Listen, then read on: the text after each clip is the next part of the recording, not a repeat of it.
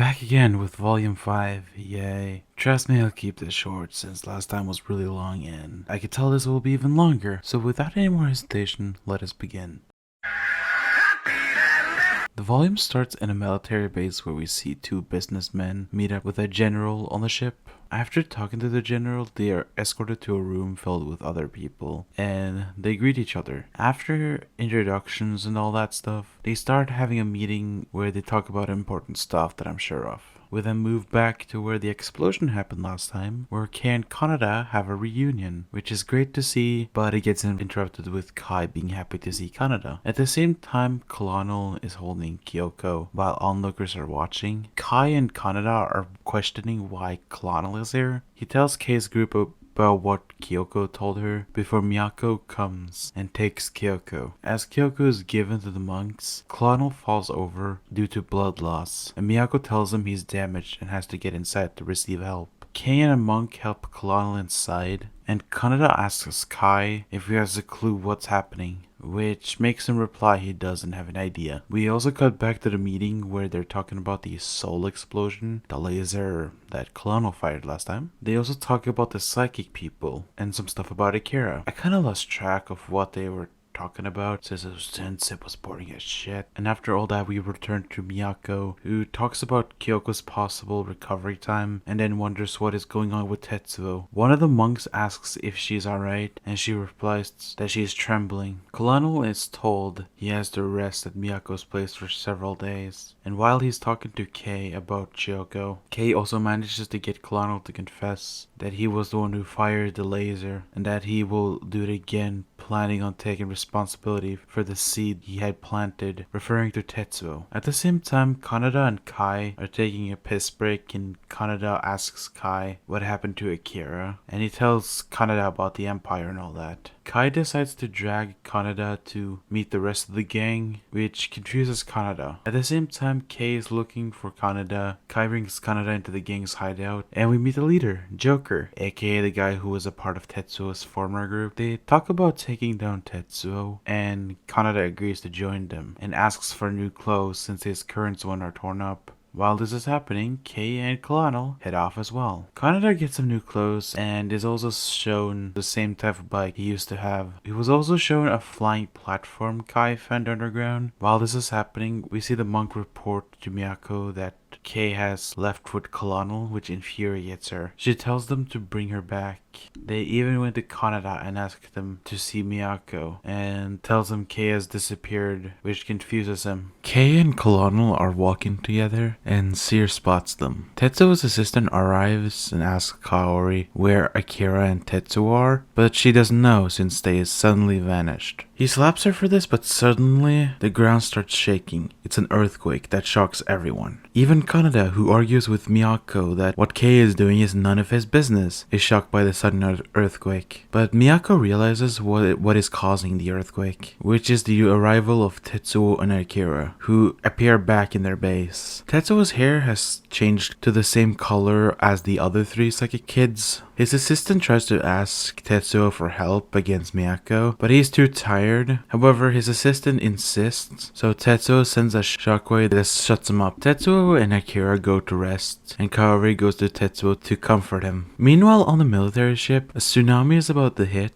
Once it hits, everything goes to chaos, and after it happened, they talk about how it happened and speculates it has to be Akira's doing. Kaneda asks Miyako for a favor in order to look for Kei, and she agrees. Kai asks how he's going to find Kei, and Kaneda has an idea of where she's going. Meanwhile, Kei and Colonel are traveling while being tracked by Seer and some of the Empire. While this is going on, Kaneda and Kai ride motorbikes inside, which angers Joker. They ride out to the exit and promises to bring the bikes back before riding to get to Kei faster. They ride the subway tracks to move even faster. Meanwhile, the Empire confronts Kei and Colonel. Kei gets the upper hand and uses that time to escape with Colonel. The muscular guy gets so mad, he charges towards Colonel, but Colonel suplexes him to the ground. Kei asks if everything is okay, but Colonel points towards the building about something. They get to the place he pointed at and finds one of the robots. The robots hear it's Colonel and let him go. The Empire makes it to the building as well. Meanwhile, Kei and Colonel makes it to the doctor's hideout.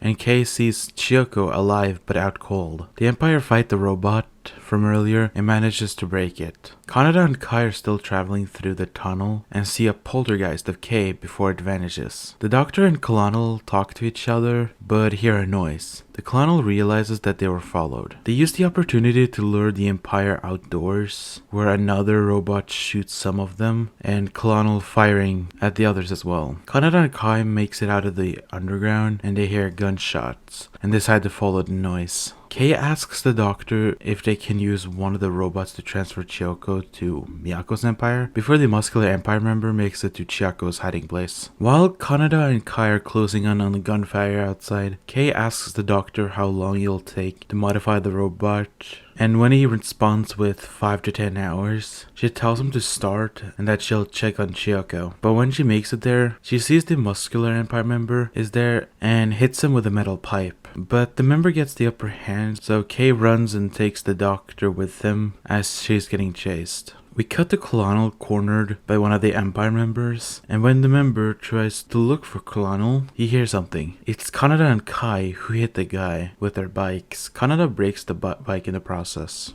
Colonel asks why the two of them are here, and Kaneda replies with Kei. The Doctor gets knocked out and Kei gets chased down by the Empire member. She's eventually caught and hurt so badly she's knocked out. But before she gets killed, Colonel comes and shoots the muscular member guy, and Kaneda rushes to check on her, only to find her really hurt, which angers them. The muscular guy is still alive and makes noises, so Colonel finishes him off. We see a few shots of the members of the Empire and the Doctor before we cut to Akira resting on his throne. Then we cut to the military ship where the people inside are freaking out since they sent out the Akira Assassination Corps to their ship, which gets them talking, and we see a helicopter approaching them. We then cut to Colonel staring out and hearing something, but realizes it's Kai. They talk about the Empire member at the fireplace, and Kai basically rubbing in Colonel's face that this is all his fault. We then see Kaneda sitting with an unconscious Kei. Kai finds Kaneda again and they decide to check on the Doctor. We then cut for a bit to the military base and meet the Akira Assassination Corps.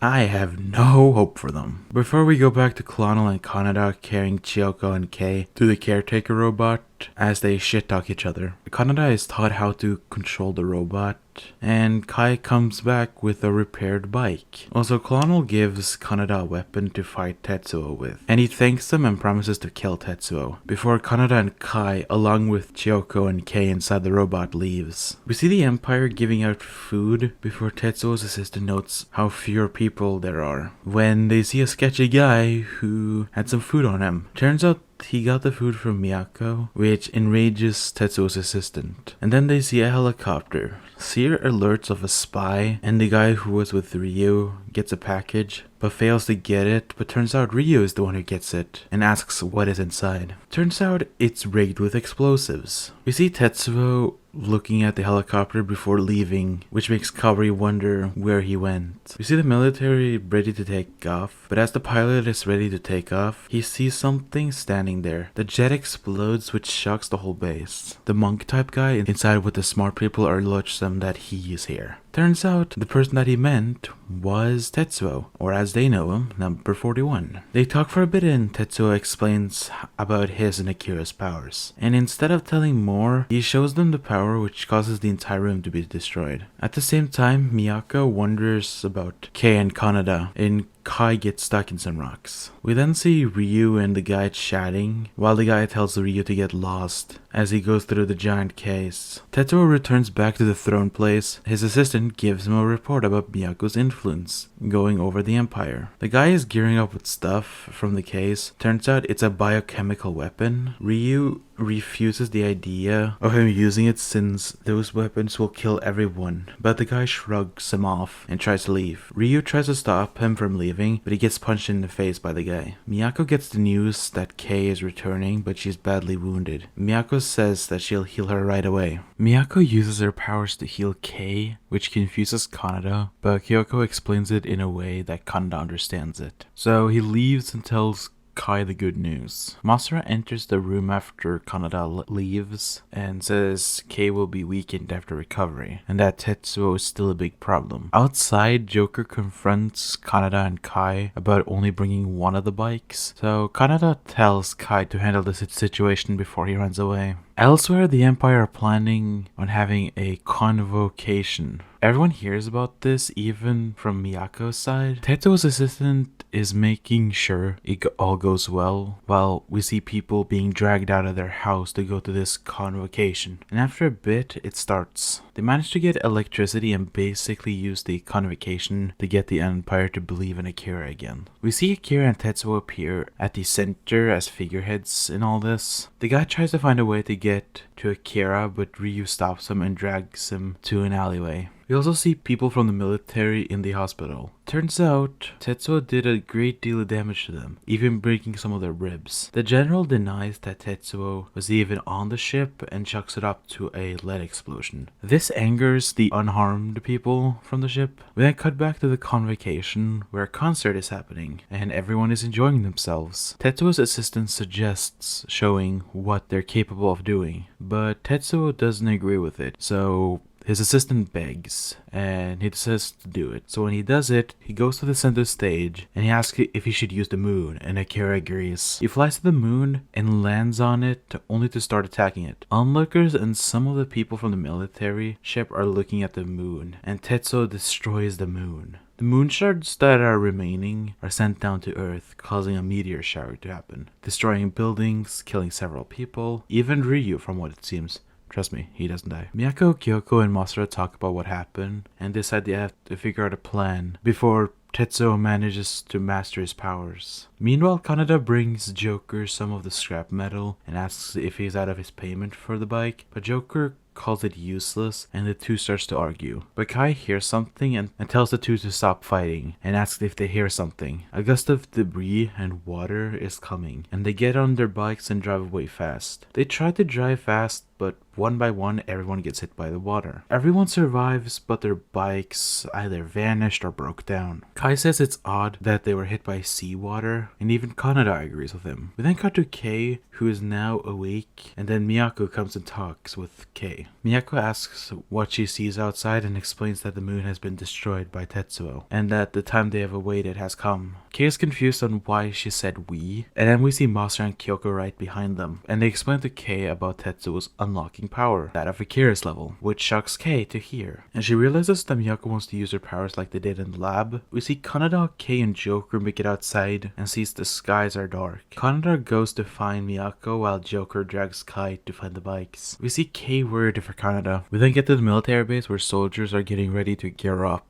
We also learned that the guy with Ryu, Lieutenant George Yamada, I'll call him Yamada from now on, they sound out the soldiers, and I think this means they might have something to do with Yamada, I don't know, but their main target is Akira. We then cut to Tetsuo's assistant making it to where Tetsuo is, and one of the members says that he just wants to go inside, and they hear a noise. A guy checks it out, and it turns out to be Tetsuo, who has deformed his arms really badly, which scares the guy. Tetsuo is able to hide it from everyone else, and the assistant asks if everything is good, and he replies with everything is fine. Kanada sees that there's a hole in the moon and realizes this must be Tetsuo's doing. Colonel and the doctor find out that the Americans are trying to take over the soul. The doctor explains that they can buy time for 3 days, and Colonel tells him not to fail him while he goes. Meanwhile, the military is on their way, and Kanada makes it to the temple and asks where Kei is and storms in to find her. Kei and Miyako go down to the purification after she takes a bath. Before they could do anything, Kanada storms to find Kei and Miyako and wonders what is going on and if Tetsuo is behind this all. Miyako decides to leave them be, and when Kanada is confused on why they left, Kei asks to stay with her. And just before they kiss, Kanada tries to find out what is going on, and Kei promises to tell him. During this time, the American military are trying to find Akira. Kei explains everything, which annoys Kanada even more, and he wants to kill Miyako. Kei tries to explain she wants to go through this purification for the sake of everyone who died, but Kanada promises to be the one who kills Tetsuo before he storms off. This makes Kei sad, but Kanada comes back and said he forgot something before kissing Kei, and promises to do it all night long next time they meet before he leaves. My man Kanada really got that riz in him. Like, god damn. We cut to Akira falling asleep and Kaori confirming that he has fallen asleep to Tetsuo's assistant. Kaori asks how Tetsuo is doing, and he replies with Tetsuo having killed a lot of their men, and the assistant questions what is going on, before we see the Empire cleaning up their mess. And Kaori sees this going on and asks if Tetsuo is here. And one of the cleaners tells her that he is at the end of the hall. Kaori sees a corpse when she gets there and is greeted by Tetsuo, who asks her to come to him. And we see his metal arm has become more of a flesh mix with metal. Kaori is afraid of what Tetsuo has become, but Tetsuo tries to comfort her, and he hugs her. We then cut to Karada going to Kai and Joker, and is about to tell them what Kei is planning on doing, but Joker punches him. A bit later, he is able to explain the situation, which shocks the two. Joker and Kai are on board to help, and Joker shows him the weapon he got since Kaneda is planning on killing Tetsuo himself. Joker also shows Kaneda a massive laser gun, but not only that, he also repaired the flying platform so they can use it to fight Tetsuo. We then see a scared Tetsuo being comforted by Kaori, before we cut to the American military searching the city. But as the group are searching, they hear someone give information. Turns out it's Seer, and the military starts to firing at him, but fails at hitting him. But before they can do anything, someone pushes Seer off the building. Turns out it's Yamada, who reunites with the military as Ryu is looking at them. Tetsuo's assistant learns of Seer's death by the American military, which gets them to sound the alarms and get the Empire ready for battle. We see Clonal enter the base and ask the two Empire members where Tetsuo is, while the Empire is getting ready. Tetsuo's assistant tells one of the members to get Kaori, but when he finds her, Tetsuo tells the guy she's asleep, while getting quieter. We see Joker's crew trying to figure out a plan, but Kaneda says screw it, and that they don't need a plan. And when he gets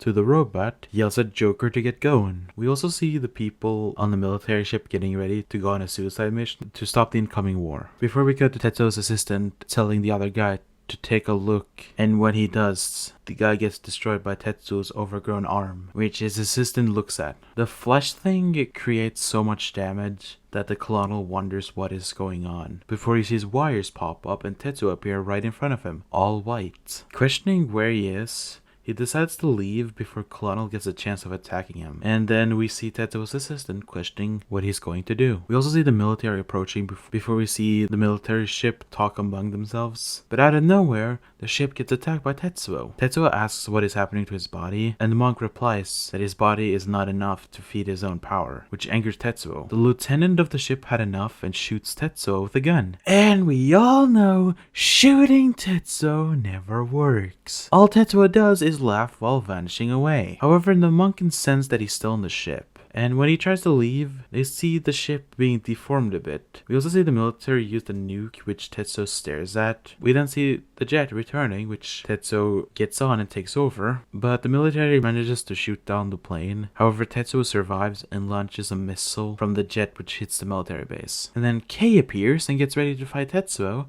Why is Kei here? I don't know, but I think she came around with time of the missile. Kei and Tetsuo have a face-off where they talk to each other before they fight each other. Kei gets trapped by Tetsuo's wires, and Kei, with the help of Miyako, manages to land a missile on him. Tetsuo is about to throw a fighter jet at her, but she manages to get pulled back to the temple. Turns out that she was getting helped by Miyako and the others, and fought in some kind of ghost form. I don't know how it works, but it's Akira for fuck's sake. Kei apologizes for being flustered, but Miyako understands. However, says that they don't have time to train. They hear commotion happening. Turns out it's Chiyoko. Kei rushes to Chiyoko and gives her a hug. Let's go! Chiyoko is alive! They talk for a bit on what's going on, and Kei promises to Chiyoko to stay alive. We also see the three psychic users talk to each other about Kei and how they will have to train her since they don't know how much time they got. We then see the American military fight the Empire and trying to find where Akira is. But they find one of the higher-ups, and they start to fire at him. But this doesn't damage him. Instead, one of the men gets their heart squished by the higher-up. Tetsuo's assistant looks at a sleeping Akira and wonders where it all went wrong. And he yells that he's not gonna let this end like this. And then turns out Akira is wide awake. Kaori also wakes up as he's the place in shambles, and that Tetsuo is unconscious. This makes her worried for him. The volume ends with Joker's crew led by Kaneda making it to the stadium,